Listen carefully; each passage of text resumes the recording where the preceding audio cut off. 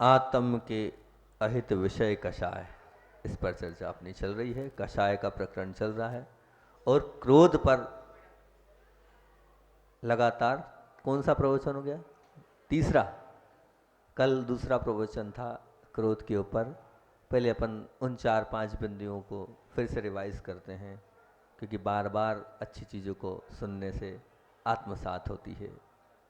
तो सबसे पहली बात हमने कल बोली थी, व्यक्ति के अपराध को भूल जाना, परंतु उस अपराध की वजह से मिले हुए सबक को मत भूलना। हमें अपराध तो भूलना है, सामने वाले ने जो पीड़ा दी वो भूलना है, लेकिन उसके माध्यम से जो सबक मिला है उसे नहीं भूलना है। इसको अपन ने कल सुना था। दूसरी बात एक विशेष बोली थी, मकान की दीवार की अपेक्षा गलत सोच की दीवार ज़्यादा मजबूत होती है और साथ साथ में भयंकर भी होती है। हम जो नीचे गिरते जा रहे हैं उसका एक ही कारण है कि हमारी गलत सोच की दीवार बहुत ज़्यादा हमारे मन में घर कर गई है, उसके कारण हम नीचे जा रहे हैं। तीसरी बात बोली थी कि बेर की वृत्ति प्राय गलत सोच पर ही खड़ी होती है, टिकती है तथा बढ़ती है। चौथी बात विशेष बोली थी, जो बेर रखता है, बहुत विशेष तौर से इस पे मैंने विशेष जोर दिया था, अपने जीवन में उतारना है इसको। जो बेर रखता है उसका 5 रुपये बगीचा हरा भरा होता है, और उस बगीचे पे पेड़ों में कौन से फल लगते हैं? हिंसा, दुर्भाव, हाँ बोलो बोलो, अच्छा लगेगा, हमें प्रसन्नता होगी। हिंसा, दुर्भाव, व्याकुलता, उद्विग्नता, आवेश, चिड़चिड़ापन किस में लगेंगी? जिसने बीज बोया है बेर का बीज बोएंगे तो ये फल लगेंगे। फिर उसके बाद हमने कहा था, इस संसार में अगर हमें इससे बचना है और इन आक्रोश, क्रोध और उद्विग्नता को खरीदना है तो क्या था? हास्य एक की उपमा हमने किसको दी थी? वह है, यह हास्य कैसा है? यह हास्य श्रीमंत है। यह हास्य कैसा है? यह हास्य सेठ है। यह हास्य कैसा है? यह हास्य धनी है। यह हास्य कैसा है? यह हास्य राजा है। क्यों है? क्योंकि इन सब को समाप्त करने की ताकत रखता है। आवेश को, क्रोध को, उद्विग्नता को, स्पर्धा को, बेर को, ईर्ष्या को, हिंसा को, दरिद्रता को, सबको समाप्त करने की अगर किसी के पास ताकत है तो वो है हास्य। फिर एक प्रश्न छोड़कर हमने कल प्रवचन को अंत कर दिया था, जब हास्य सब कुछ दिला सकता है, फिर भी सभी लोग इन तत्वों के पीछे क्यों पड़े हैं? हिंसा, आवेश, क्रोध आदि के पर इन्हें ही अपने जीवन का आधार क्यों मान रहे हैं? इन तत्वों के बिना क्या दुनिया नहीं चल सकती क्या? ऐसी गलत मान्यता क्यों कि मैं क्रोध करूंगा तो ही सब कुछ हो पाएगा? तो मैंने कहा था इसका उत्तर, वैसे तो हजारों उत्तर हैं, सबकी अपनी अपनी सोच हो सकती है, सबका अपना अपना एक नज़रिया है सोचने का, परंतु इसके लिए मैं एक लाइन में उत्तर दूंगा और वो आप अपने जीवन में उतारने का प्रयास करना, शायद वो सारभूत उत्तर होगा। वो उत्तर है, इंसान को फैलने में इतनी रुचि नहीं है जितनी रुचि फूलने में है। इंसान को फैलने में इतनी रुचि नहीं है जितनी रुचि किसमें? फूलने में है। हालांकि आज हमारा जो गला माइक है वो काम नहीं कर रहा है, हमारे भाव नहीं थे आज आने के, पर महाराज जी हमारे हैं, क्या करें, पीछे से धक्का मार मार जबरदस्ती जबरदस्ती जबरदस्ती कुछ काम दूसरों की खुशी के लिए करना पड़ते हैं। अब आना पड़ा, ठीक है भैया, आप सोचा भी नहीं कि महाराज जी को कितनी तकलीफ है कि गले से बोलते बन नहीं रहा है, कल का आपको मालूम है क्या हुआ था सबको। ठीक है भैया, दूसरों के लिए करना पड़ता है, खुशी के लिए आना पड़ा हमें, इसलिए हमारी शायद आवाज़ आपको आज स्पष्ट नहीं आ रही होगी, लेकिन हम बोलने का प्रयास कर रहे हैं। आ रही है? ठीक ठीक ठीक, कोई बात। अरे 1 घंटा ठीक ठीक। तो इसका उत्तर हमने दिया, फिर से रिपीट करूंगा मैं, इंसान को फैलने में इतनी रुचि नहीं है जितनी रुचि फूलने में है। फूलने से तात्पर्य क्या है और फूलने से तात्पर्य क्या है और फैलने से तात्पर्य क्या है?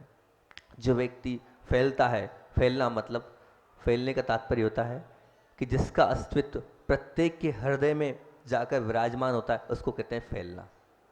फैलने से तात्पर्य ये कि अगर मुझे दुख हुआ है तो मेरे साथ सैकड़ों लोगों को मेरे दुख के कारण वो दुखी है, वो है फैलना। आज अगर इस धरा पर सबसे अधिक फैला हुआ व्यक्तित्व है वो तो आचार्य भगवान। उनको थोड़ी सी छींक होती है, यहाँ से लेके वहाँ तक पूरा देश नहीं पूरा विश्व हिल जाता है।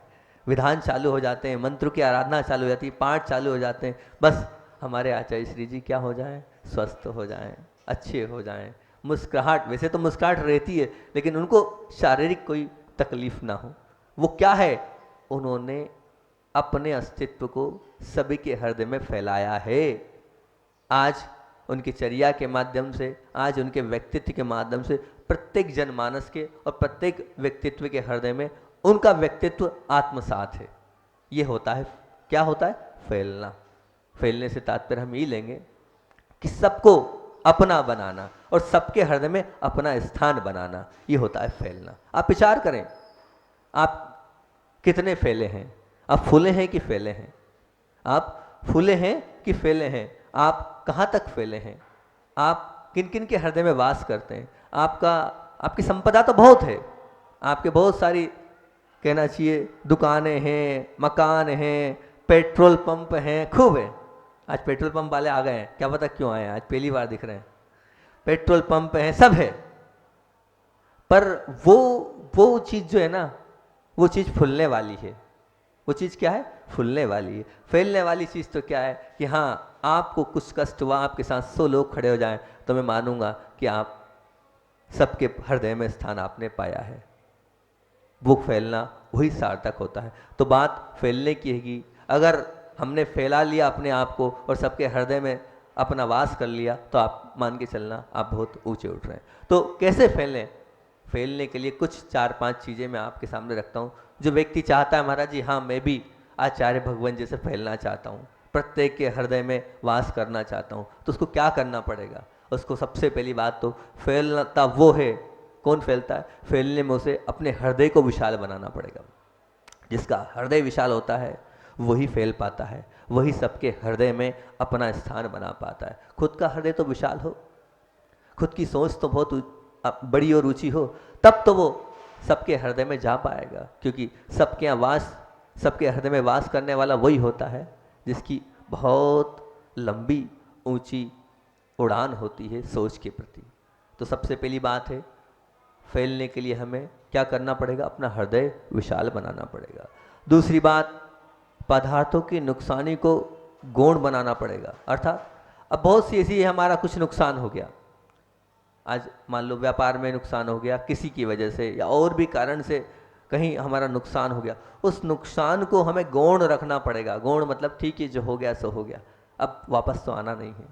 एक्सीडेंट हो गया गाड़ी का, नौकर ने मान लो एक्सीडेंट कर भी दिया, कर दिया, अब टूट गया, कोई बात नहीं। बच्चे ने कोई चीज़ तोड़ दी, कोई बात नहीं। तो वो जो नुकसान हो रहा है, चाहे बच्चे के माध्यम से हुआ, चाहे नौकर के माध्यम से हुआ, चाहे पत्नी के माध्यम से हुआ, हो तो गया। अब हो गया है, उस पर हमें क्रोध नहीं करना है। तो हमें क्या करना है, हमें उनको गौण बनाना पड़ेगा।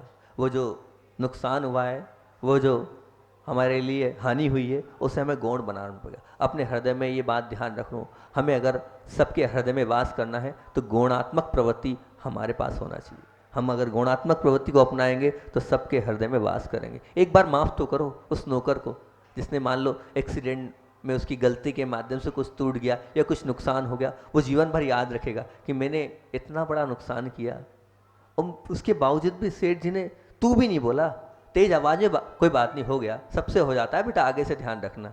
कभी आपने ऐसा किया, किसी के माध्यम से कुछ नुकसान हुआ हो और आपने इस प्रकार से बोला कोई बात नहीं, कोई बात नहीं, आगे से ध्यान रखना, हो गया हो गया। तुम थोड़ी चाहते थे ऐसा करना, पर हो गया। पर अपने को अब आगे से अपन विशेष तौर से सावधानी रखेंगे, आगे नहीं करेंगे ऐसा। कभी ऐसे विचार हुए आपके? तो वो जो नौकर है उसको आपने खरीद लिया। क्यों खरीद लिया? क्योंकि वो ये सोचा था मेरा क्या होगा, अब मेरा इतना बड़ा नुकसान मैंने कर दिया, उसका क्या होगा। एक छोटी सी घटना बीच में याद आ गई, मुझे लगा कि ये बहुत अच्छी मतलब चीज़ याद आई, यहीं की घटना है। बिहार में हम लोग आ रहे थे बामोरा, तो बामोरा आ रहे थे और बामोरा आते हुए आप लोगों के बच्चे बहुत अच्छे हैं, पूरी बच्चों की टीम पहुंच गई हमारे पास। अब पूरी बच्चों की टीम पहुंच गई और पहुंचने के बाद हुआ ये कि बच्चों की टीम थी, उसमें से एक बालक था वो काफ़ी महंगा मोबाइल लिए हुआ था, करीब 50-60 हज़ार का मोबाइल होगा उसका, इतना, और 2-3 दिन पहले खरीदा था। अब इतना महंगा मोबाइल, नाम नहीं लूँगा क्योंकि अच्छा नहीं है किसी का नाम लेके, बच्चे लोगों तो जानते हैं हम किसकी बात करें, लेकिन सब में ओपन नहीं करूँगा, लेकिन एक उदाहरण, ये बात चल रही है कि कायकी की नुकसान हुआ, इसको कैसे गौण कर रहे हैं, उसकी बात चल रही है, वो मैं आपके बीच में रख रहा हूँ। तो वो मोबाइल घूम गया, घूमने के बाद जिसके हाथ से वो मोबाइल घुमा, बड़ा सीधा साधा बच्चा है, तो वो बहुत विकल्प करे, अब मेरा क्या होगा, अब 50,000 रुपये कहाँ से ला के दूंगा, अब पापा क्या बोलेंगे, सब कुछ हो गया। अब वो रो रहा है, परेशान हो रहा है, लेकिन जिसका मोबाइल घुमा ना, वो बड़े प्रसन्नता से बोला, अरे क्यों चिंता कर रहा है भैया, यार और आ जाएगा, तू टेंशन मत करे, तू विकल्प मत करे, कहीं से ले कहीं तक नहीं, तुझे विकल्प करने की जरूरत नहीं है, मैं किसी को बताऊंगा ही नहीं कि तूने घुमाया आएगा, घूम गया सो घूम गया। है ऐसी आपकी ऊंची सोच। 3 दिन पहले आप 50-60 हज़ार का मोबाइल लाओ, और वो मोबाइल अगर अपने हाथ से घूम गया तो कोई विकल्प नहीं, लेकिन दूसरे के हाथ से घूम गया और आपको कोई बात नहीं, वो शख्स यहाँ बैठे हो सकते हैं, नहीं है अभी वो बैठा नहीं, वो बालक अभी बैठा नहीं है यहाँ, वो बालक ना, दोनों बैठे, जिनका मोबाइल था वो भी नहीं बैठे और जिनके माध्यम से घुमा था वो भी नहीं बैठे। तो सोचो, इतनी ऊंची आपकी, इतनी गहराई है आपके अंदर कि आप माफ कर दो सामने वाले को। आप तो पीछे पड़ जाते हो उसके, अभी चाहिए, नया चाहिए, लाके देना पड़ेगा, लेकिन नहीं, उस बालक ने अपने हृदय को विशाल किया।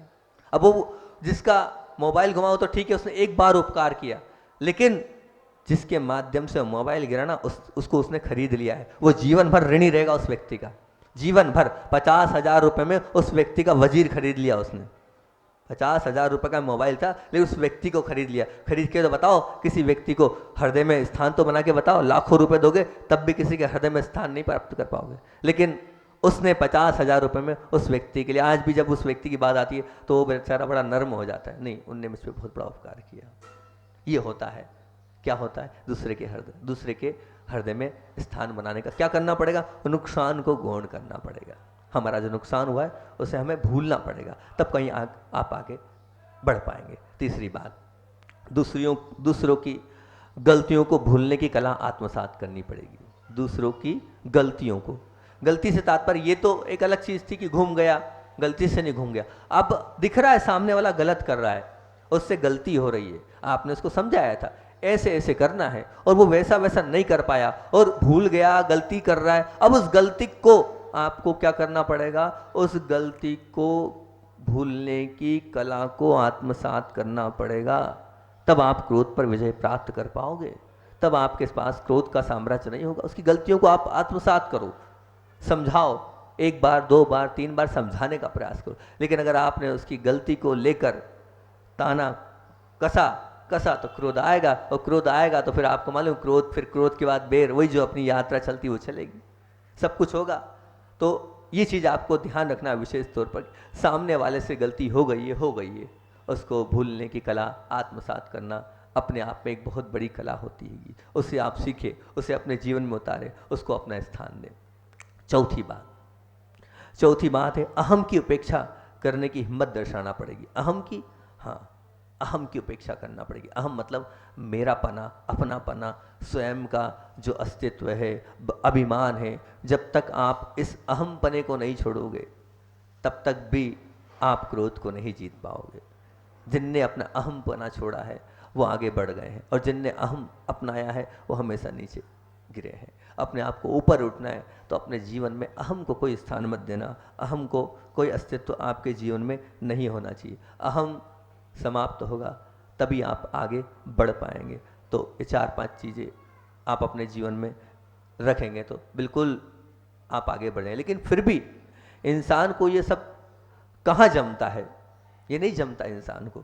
वो तो अपना क्या दबदबा कायम रखना चाहता है, वो तो सबको दबाकर रखना चाहता है। अब वो तो अपना अहंकार पुष्ट करना चाहता है, वो तो पदार्थों के ढेर पर खड़े होकर सबको चलाना चाहता है। वो तो क्या करना चाहता है, जितने गुनाहगार हैं सबको सबक सिखाना चाहता है। उसकी मानसिकता तो क्या है, जितने गुनाहगार, जिसने पाप किया है, जिसने गलत किया है, सबको मैं सजा सिखाऊंगा, सबको सबक सिखाऊंगा, सबको मैं कष्ट पहुंचाऊंगा। ये धारणा है, ये मानसिकता है। ये सब करने के लिए उसे फिर क्या करना पड़ता है, ये अगर करना है तो फिर इसके लिए तो फिर उसे किसकी शरण में जाना पड़ेगा। अगर मान लो गुनाहगारों को अगर सबक सिखाने की मानसिकता है, जिसने गलती की है उसको उसकी गलती की सजा देने की उसकी भावना है, और अगर उसका हृदय विशाल नहीं है, फिर उसे किसकी शरण में जाना पड़ेगा? तो बोलते हैं उसे किसकी शरण में जाना पड़ेगा? तो वो उस क्रोध की शरण में जाना पड़ेगा, उस उद्विग्नता की शरण में जाना पड़ेगा, उस स्पर्धा की शरण में जाना पड़ेगा, उस बेर को पकड़ना पड़ेगा, उस ईर्ष्या को पकड़ना पड़ेगा, उस हिंसा को पकड़ना पड़ेगा। उनका दामन जब तक नहीं पकड़ेगा तब तक वो दूसरों की गलतियों की सजा दे ही नहीं सकता है। मतलब इन सब का चोली दामन का साथ है। अगर किसी को सबक सिखाना है, किसी गलती के ऊपर सजा देना है, तो ये सब कुछ आएंगे ही आएंगे। हम क्यों इन सबको अपने जीवन में डालें? काय को हम अपने हृदय को अपवित्र करें इन सबको रख कर? नहीं, बिल्कुल नहीं। हमें इन सबको अपने जीवन में स्थान देना ही नहीं है। मैं फिर कह रहा हूँ, फूल जाने के रस्तों की पसंदगी की मोहर लगानी ही पड़ती है, परंतु फूल जानों के मतलब फूलना मतलब फूल जाने के रस्तों पर पसंदगी की मोहर लगानी ही पड़ती। परंतु क्या आपने फैलने वाले वस्त्रों को देखा है? फैलने वाले वस्त्रों को देखा है? और एक फूलने वाला गुब्बारा, एक है फैलने वाला वस्त्र और एक फूलने वाला गुब्बारा।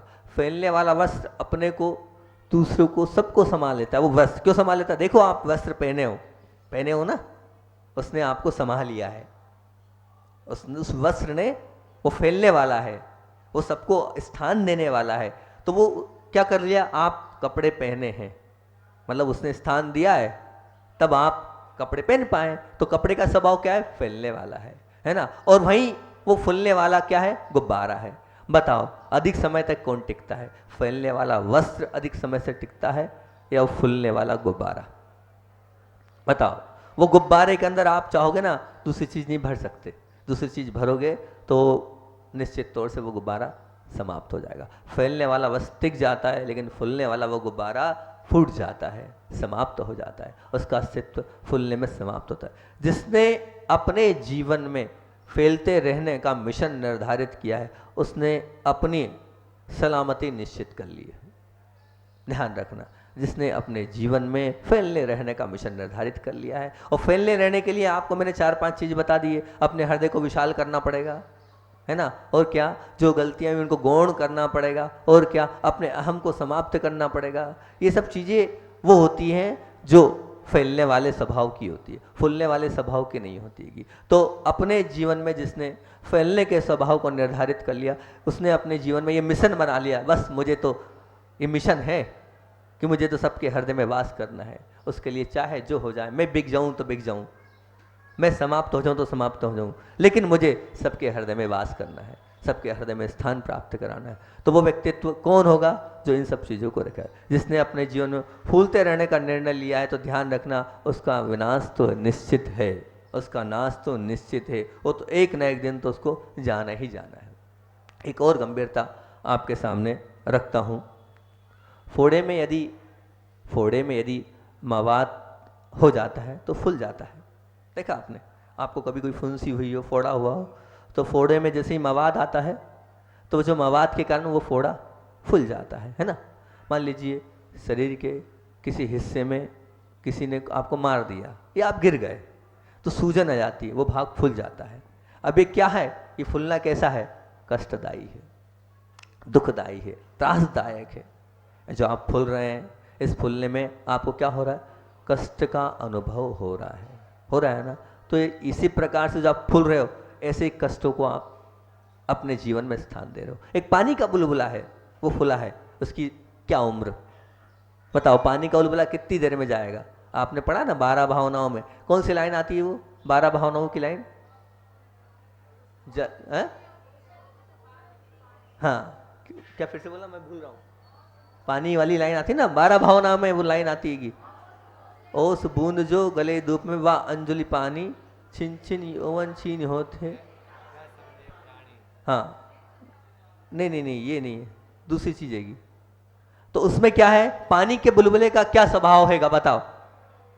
वो तुरंत जाएगा। वो जो आप गुस्सा कर रहे हो, वो जो क्रोध कर रहे हो, वो जो व्यग्रता है, उसका क्या है? वो अभी तो समाप्त हो जाएगी, लेकिन उसका भविष्य अंधकारमय होगा, जैसे उस बुलबुले का भविष्य अंधकारमय है। जैसे मान लो तकिया फूल जाता है, तकिया में हवा भरी आपने, वो फूल गया तकिया, उसकी आयु क्या है? और एक जो दूसरा तकिया है, फूला तो है लेकिन उसने सबको स्थान दिया है, उसने हवा को स्थान भी दिया है, उसने रूई को स्थान भी दिया है, और चाहे तो और भी जो जितना चाहे उतना स्थान वो तकिया दे सकता है और देता है।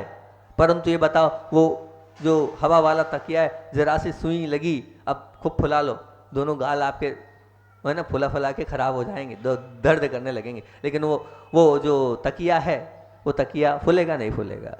जिसने सबको स्थान दिया है वही अजर और अमर और अमिटेगा, वही अजर और अमर और अमिटेगा। जिसने सिर्फ मात्र गुस्से को स्थान देकर और अभिमान को स्थान देकर फूला है, उसका जीवन तो व्यर्थ ही है। और इसका परिणाम क्या होगा? इसका परिणाम वही होगा, बार बार मैं कह रहा हूँ, क्या होगा? जब हमने अपने जीवन में इन सब चीज़ों को स्थान नहीं दिया तो क्या होगा? क्रोध होगा ही नहीं हमारे जीवन में, आएगा ही नहीं, आवेश आएगा ही नहीं, आवेश की कोई भी कंडीशन हमारे साथ होगी ही नहीं, बैर होगा ही नहीं, व्याकुलताएं होगी ही नहीं, और इन सब का हम शिकार होंगे ही नहीं, ये ध्यान रखना। तो जिसको ऊपर उठना है उसको अपने हृदय को विशाल करना पड़ेगा, अपने हृदय को हरा भरा बनाए रखना पड़ेगा। और जो अपना हृदय हरा भरा बनाएगा, सफलता उसी के कदम चूमेगी। वो शूरवीर होते हैं जो अपने हृदय को बड़ा बनाते हैं, विशाल बनाते हैं और सबकी गलतियों को एक्सेप्ट करते हैं। वही महान और उत्कृष्टता को प्राप्त करते हैं, वही आगे बढ़कर एक कदम आगे बढ़कर ऊंचे उठते हैं। ये बात हमें अपने आप को आत्मसात करना है। कोई बताएगा हमने कितनी बजे चालू किया था? फिर भी आचार्य को तो सुनना है ना। हाँ, फिर भी और एक चीज़ आपको अच्छे से बताता हूँ। अच्छा, एक बहन आई हैगी, उसका प्रश्न पहले कर देता हूँ, फिर समय मिलेगा तो आगे की भूमिका बना दूंगा, उसमें आचार्य भगवान का संस्मरण भी हो जाएगा। वो सामने बैठी है, उसका प्रश्न है, 3-4 दिन से वो प्रश्न कर रही है। हमने यही कहा है, प्रश्न का उत्तर जहाँ का प्रश्न है वहाँ होना चाहिए। तो आज वो सामने बैठी दिख रही है, पहले वो बोल देते हैं, समय वही, इसी में आचार्य भगवान का संस्मरण भी हो जाएगा, और फिर उसके बाद समय मिला तो अपन करेंगे, क्योंकि अपने को समय पर पूरा काम करना है। तो एक बार हम लोग आचार्य भगवान के पास बैठे थे, नमोकार महामंत्र पर चर्चा चल रही थी। नमोकार मंत्र पर चर्चा चल रही थी तो आचार्य श्री ने बताया, ये आप लोग आज ऐसे बड़े बड़े मंगलाचरण करते हो, पहले ऐसे मंगलाचरण नहीं होते थे। तो मैंने कहा कैसे मंगलाचरण होते थे? बोले पूज्य गुरुदेव जो थे वो तो इतने अच्छे से भावपूर्वक मंगलाचरण करते थे। और बोले, फिर उन्होंने पूरा गा कर बताया। बोले वो बढ़िया भक्ति से नमो अरहंताणम, नमो अरिहंताणम और नमो अरुहंताणम ऐसा बोलते थे। और ऐसे पूरा 3 ये बोलते थे, फिर बोले ऐसो पंच नमो यारो ये बोलते थे, और चत्तारी दंडक पूरा बोलते थे। ये उनका मंगलाचरण होता है। हमें भी भाव तो होते हैं, लेकिन आपके पास समय नहीं है, इसलिए हमें शॉर्ट एंड सीट में सिर्फ 3 बार नमोकार मंत्र पढ़ना है। तो प्रश्न ये था, हमने भी आचार्य श्री से पूछा था, हमने नहीं मतलब किसी दूसरे महाराज जी ने पूछा था वहां पर कि आचार्य श्री ये 3 बार बोलने की क्या अर्थ है? अर, अरि और अरु, इसका अर्थ तो बताओ। तो आचार्य श्री ने बोला कि ज्ञान सागर जी महाराज जी के मुखारबिंद से हमने सुना था, अर का मतलब होता है, अर का जो मतलब होता है पूजने योग्य। अर धातु अरह पूजायाम अर्थ होती है, मतलब पूजने योग्य, मतलब जो अरिहंत परमेष्टि है वो पूजने योग्य हैं। और अरि का मतलब क्या होता है? तो उन्होंने कहा था अरि मतलब शत्रु, मतलब शत्रुओं को समाप्त उन्होंने किया है। तो कौन से शत्रु को नाश किया? अनित भगवान ने 4 कर्मों को नाश किया है। वो शत्रु तो है हमारे, तो उन 4 कर्म रूपी शत्रु को नाश करने के लिए अरि बोलते हैं, हंताणम है ना, उन्होंने नाश किया है उसको। फिर उसके बाद क्या हैगा? बोले अरु, अरु का मतलब क्या होता है? बोले जो शरीर है ना, जैसे ही केवल ज्ञान प्राप्त हुआ, अरिहंत परमेष्टि की उपमा मिली, अब ये शरीर का जन्म मरण समाप्त हो गया, इसलिए अरु बोलते हैं। अरु मतलब इस शरीर का नाश होने के कारण वो अरु हो गया। तो अर का मतलब पूजा योग्य, अरि का मतलब क्या? उन्होंने कर्म रूपी शत्रुओं को नाश किया। और अरु का मतलब क्या? अरु का मतलब ये है कि अभी शरीर का अब जन्म नहीं होना है। एक प्रश्न मैंने पूछा था आपसे, आज बहुत सारे लोग बैठे हैं, नए नए भी लोग बैठे हैं, और मैंने पूछा भी था शुरुआत में, हालांकि इस चीज़ को बता चुका हूं मैं कि अपने को उच्चारण कैसे करना है, अर, अरि और अरु। क्योंकि आचार्य भगवंत ज्ञान सागर जी महाराज जिस चीज़ को करते थे तो अपने को करना चाहिए ना भक्ति भाव से। पूज्य गुरुदेव के भी गुरु जो इस चीज़ को लाइक करते थे, तो इसलिए मैंने और इसका बताया भी था कि आप लोग चावल क्यों चढ़ाते हैं। ये प्रश्न पूछा था 3-4 प्रवचन में बामोरा में आकर कि अपन लोग चावल क्यों चढ़ाते हैं। तो उत्तर आया तो था किसी के माध्यम से, है ना। अब तो बता दिया हमने, कोई बताएगा चावल क्यों चढ़ाते थे? हाँ बहुत अच्छा, आपको याद है, बहुत बढ़िया। तो चावल चढ़ाने का हमारे, क्योंकि बहुत से लोग हैं, मैं पूछता हूँ जो हमारी युवा पीढ़ी आती है उससे पूछता हूँ, क्यों भाई चावल क्यों चढ़ाते हो? बोले महाराज जी सब लोग चढ़ाते हैं इसलिए हम चढ़ाते हैं। मैंने कहा बहुत बढ़िया, भेड़ चाल है। मैंने कहा भैया ध्यान रखना, हमारा जैन धर्म पूरा साइंटिफिक है, प्रत्येक चीज का कारण है, हर चीज का कारण है। हम कल ही कर्मकांड पढ़ रहे परसों, तो कर्मकांड में हेतु थे। मैंने भाई जी से ये बोला, भाई जी कोई भी हेतु हमारे यहाँ बिना उसके नहीं होगा, अगर ये है तो इसके पीछे कोई ना कोई कारण निश्चित होगा ही होगा। हम नहीं समझ पा रहे, हमारा क्षोभसम नहीं है, लेकिन कोई भी चीज़ वहाँ घटित हो रही है, कोई ना कोई वहाँ पर सूत्र आ रहा है, तो इसका क्या कारण है? तो ऐसे ही चावल हम चढ़ा रहे हैं, ऐसे नहीं चढ़ा रहे हैं। गेहूँ चढ़ा देते ना, क्या दिक्कत थी? है चावल के समान गेहूँ भी तो आप खाते हो, गेहूँ चढ़ा देते हैं। चना चढ़ा देते, चना भी तो खाते हो आप। नहीं, चावल इसलिए चढ़ा रहे हैं कि चावल के ऊपर का जो छिलका है, वो छिलका जब निकल जाता है तो उस छिलके को निकलने के बाद अगर आप उस चावल को आप जमीन में बोओगे तो वो चावल कभी उगेगा नहीं, उसकी संतति समाप्त हो गई है। इसलिए हमारे यहाँ चावल चढ़ाए जाते हैं। इस चावल में जैसे अब जन्म लेने की संतति समाप्त हो गई, अब ये जन्म नहीं ले सकता है, अब इसको जमीन में बोओगे तो वो उगेगा नहीं। इसी प्रकार हम भी इस चावल की तरह बने और हमारा ये जो जन्म मरण रूपी संसार है ये समाप्त हो, इस भाव से हम चावल चढ़ाते हैं। क्या सब लोग चावल चढ़ाते वक्त ऐसे भाव करते हैं? बहुत से लोगों को मालूम भी है, लेकिन मालूम होने के बाद क्या ये भाव होता है, प्रभु ये चावल चढ़ा रहे हैं हम, ये चावल की तरह हमारी भी पर्याय बना देना। कोई है ऐसा यहाँ पर जो चावल की तरह भाव करता हो चावल चढ़ाते वक्त? है नहीं, ये तो गलती है हमारी। हम भेड़ चाल चल रहे हैं, मम्मी ने चावल दे दिए और हम मंदिर जा रहे हैं, ये दादी ने चावल दे दिए हम जा रहे हैं, गलत बात। आपको चावल चढ़ाते वक्त आपके परिणामों में ये भाव आना चाहिए, आना ही चाहिए, क्योंकि हम किस हेतु से चावल चढ़ा रहे हैं? ये भाव आना चाहिए कि ये अक्षय पद प्राप्ति के लिए चढ़ा रहे हैं, हमें अब जन्म मरण की संतति को समाप्त करना है, इसलिए हम चावल चढ़ा रहे हैं। अपना समय हो रहेगा, एक बार पुनः मैं अपनी चारों पांचों बातों को रिपीट कर रहा हूँ, कल आपको फिर रिपीट करूँगा तो आपको पक्का हो जाएगा। फिर कल एक बहुत अच्छा विषय सोचा है, उसको कल रखूँगा मैं, ठीक है ना। अच्छी बात हो रही है, उस पर लिख भी लिया हमने कल, वो कल दूंगा मैं आपके लिए। सबसे पहली बात मैंने प्रमुखता से दी थी, इंसान को फैलने में इतनी रुचि नहीं है जितनी रुचि फूलने में है। तो क्या करना पड़ेगा? हम फैलते जाएं तो उसके लिए, फैलने के लिए उसे हृदय को विशाल बनाना पड़ेगा। पहली बात, पदार्थों के नुकसानी को गौण करना पड़ेगा। दूसरी बात, दूसरों की गलतियों को भूलने की कला को आत्मसात करना पड़ेगा। तीसरी बात, और अपने अहम की उपेक्षा करने की हिम्मत हमें दर्शानी पड़ेगी। चौथी बात, इस प्रकार से 4 बातों को आपको याद रखना है और अपने जीवन में याद ही नहीं रखना है, उतारना भी है। अपनी बात को यहीं विराम देते हैं। बोलिए आचार्य भगवंत विद्यासागर जी महामुनि राज की जय।